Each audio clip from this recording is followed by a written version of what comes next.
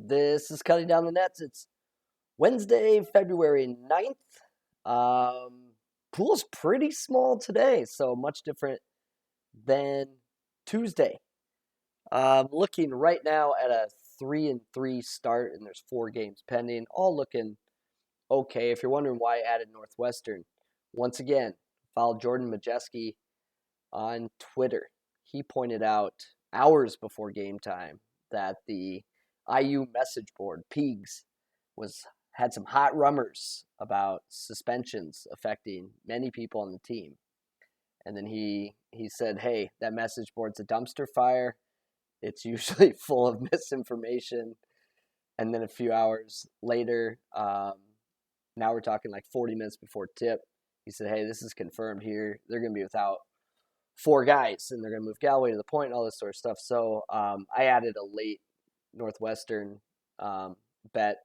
If I would have trusted him earlier, I would have got the full value. I think I only lost a point and then still beat the closing line significantly. So use those resources out there. Some sharp people that, man, they grind so you don't have to, right? So we'll see how we finish up. Let's get to Wednesday's slate. A lot of orange. So the situation is basically what I prefer is like I'm showing an edge and the teams are fairly even. And this is not the case. We've got some mismatches here. And if we made some bets, some real uncomfortable bets, and I'll talk through that.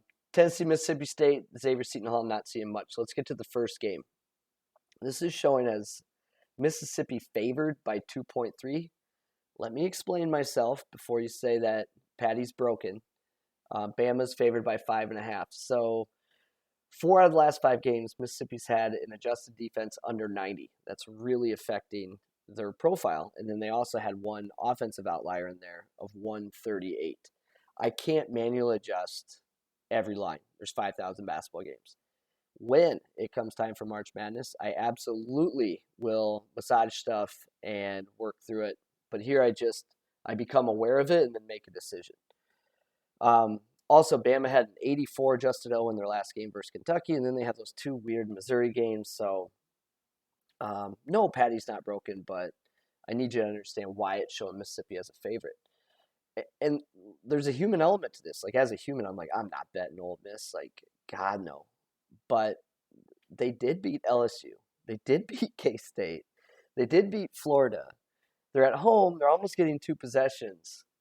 It's man versus machine, right? It's a tricky one. So I think the Paddy number is severely inflated by some of the happenings that I've talked about. But I still think there might be some life there, and maybe we'll get a few more points. Texas Tech and Oklahoma. Texas Tech looks elite. They've been elite. And OU's lost so many games in a row that they're just undervalued in the market. They're 28th in shot quality, so it's just a tricky spot. Like, again, the human wants to bet Texas Tech. I've seen OU pile up losses, but I was shocked to see that Oklahoma is 29th in effective field goal. Big turnover edge for Texas Tech. You could also argue that Texas Tech spent a lot of time not at full strength, but it looks like the guy who is a Shannon just got back and then got hurt again. So don't know if he's playing or anything like that. But yeah, that's a tricky spot. OU far better than what everyone realizes because of the losses. Baylor at K-State. Baylor's health is a question mark. Even when guys are back, they're limited, ineffective. They're just not healthy. And K-State 70th in shot quality, Baylor 4th. The last 3 regular season matchups between these 2 teams, Baylor won by 25, 48, and 31. They did have a closer game in the Big 12 tournament. But, yeah, plenty of risks there. And Paddy's suggesting the K-State side. But, again, Baylor's played very inefficiently without their full team. Loyola at Bradley. These teams have played this year. The first game went to overtime. So, interesting nugget here, 88% of Loyola Chicago shots are either close twos or 3-pointers. It's what everyone wants to do, and they've just been extremely disciplined doing it. However, Bradley's forcing 33% of opponent shots to the mid-range, but the Ramblers are pretty disciplined here. Really what this comes down to, go to Bart Torvik, look at Loyola's profile, you will see the early season offensive efficiencies for them in the 120s, occasionally 130s. As we get into the Missouri Valley, where teams have played them for years, you're starting to see like 108s, 110, 112. And it really gets hard to cover numbers, especially on the road. So, yeah, plenty of risk betting against Loyola. But if you look at those offensive numbers, you'll also see that they've kind of ran a little hot from three. And look, it's a good 3-point shooting team. Understand all that. Plenty of risk in this game is what I'm saying. But Loyola in conference has slowed down considerably. And that's why I've been fading them a little bit lately. Missouri State and Drake, another Missouri Valley game. And I've struggled with these recently. So Missouri State 77 shot quality, Drake 94. Drake, look at their profile. They've piled up wins, but they're analytically like 105 offense, 99 defense. Like, I'm just very, very better than average, but obviously just like, fine. But they are full strength now, and they've looked sharp lately. Missouri State's profile for me is inflated a bit by this. This is like a 4 or 5 game barrage of like 18 out of 34 from 3-point range in like 4 or 5 straight games. So plenty of risk there.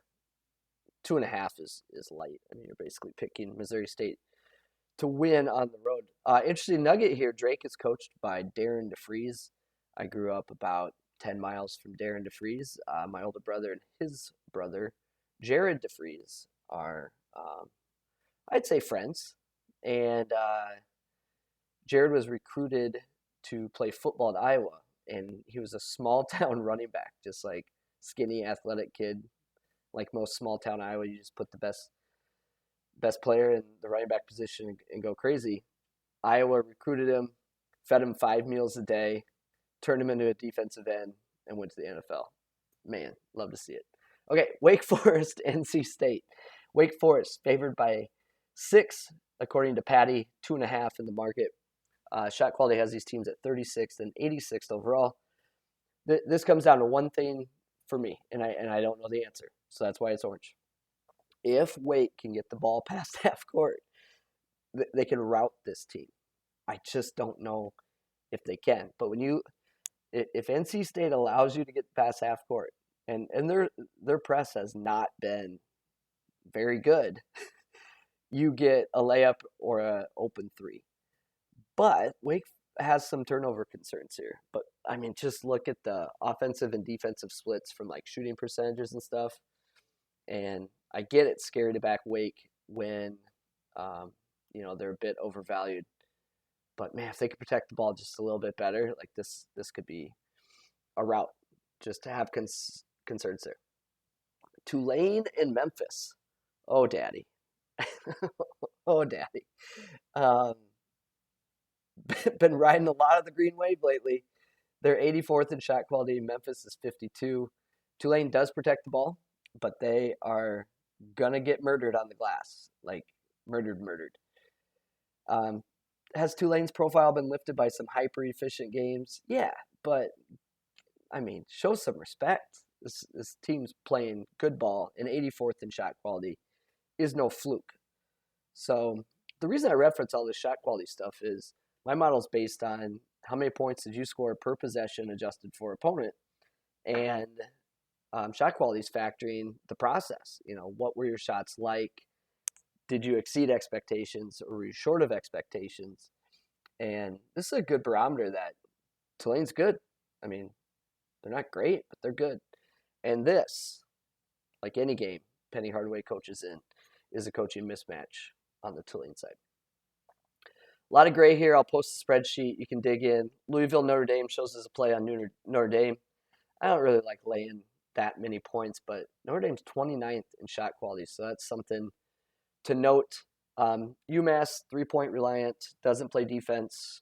Um, Tricky to bet against, but Paddy has this as closer to a possession. The line is 7, but again, there's certainly a ceiling on the Minutemen. More big numbers down here. Duquesne and Dayton. Paddy likes Dayton to cover 13. I don't like laying 13. I don't like laying 3 personally. So Central Arkansas 337th in shot quality. So no thank you. Lehigh 305 in shot quality. So no thank you. And that kind of rounds out the card. So I bet 2 so far. There was one plus 10 out there for Tulane. Lots of 9.5s. KenPom is 8. So KenPom has Memphis favored by 8. Um, it's possible a line grows. I mean, maybe people get bought into the rebounding mismatch or something like that. And then Bradley plus 5. KenPom is 2. People love the Ramblers, though. Ramblers are good. So it's a tough scene out there. I'll post a spreadsheet. Best of luck to you. And then hopefully we can close out some of these games and book a win for Tuesday. This is Cutting Down the Nets.